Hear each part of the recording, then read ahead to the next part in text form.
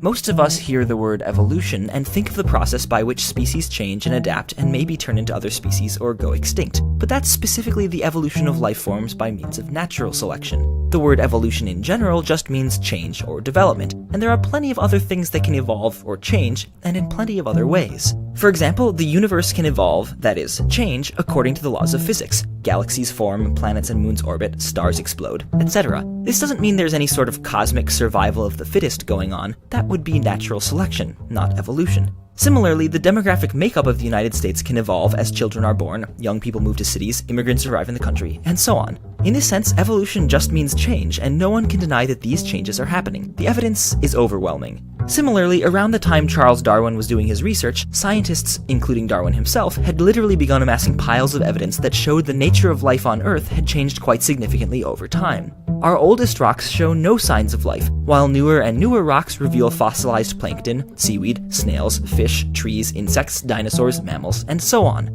There absolutely was and is no denying the fact that life on Earth changes, and change over time is what evolution means. What Darwin proposed with his theory of natural selection was an explanation for how this change, which is stupidly well supported by evidence, could have occurred naturally. You can think of it like the Challenger disaster of 1986. All the evidence showed that the collection of molecules named Challenger had tragically evolved from a space shuttle and its rocket boosters into a cloud of gas and debris shortly after launch. The question for scientists at the time was to understand and explain how the explosion had happened so they could prevent it in the future.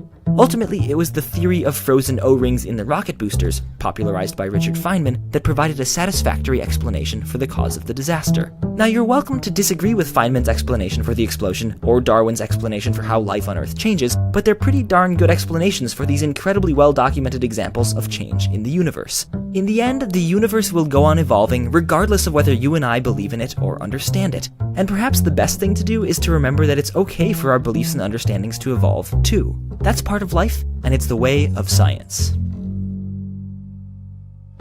This episode of Minute Physics is supported by Audible.com, the leading provider of audiobooks across all types of literature, including fiction, nonfiction, and periodicals. For example, On the Origin of Species by Means of Natural Selection or the Preservation of Favored Races in the Struggle for Life by Charles Darwin. Yeah, Audible has this as an audiobook, which is awesome and something I bet Darwin never would have imagined. You can download this audiobook or another of your choice for free at audible.com/minutephysics. Again, thanks to Audible for making it possible for me to keep producing Minute Physics and for giving you a free audiobook at audible.com/minutephysics.